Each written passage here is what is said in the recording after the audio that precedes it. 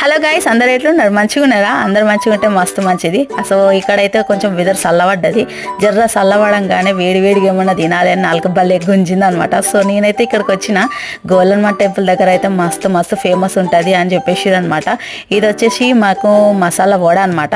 ఇక్కడ మిర్చి బజ్జీ అన్నీ దొరుకుతాయి పకోడీతో సహా. కాకపోతే మసాలా వడ అయితే ఫుల్ ఫేమస్ అనమాట. 30 రూపాయలకు 4 ఇస్తారు, 15 రూపాయలకైతే 2 ఇస్తారు. ఎగ్జాక్ట్ లొకేషన్ చెప్తా చూసుకోండి.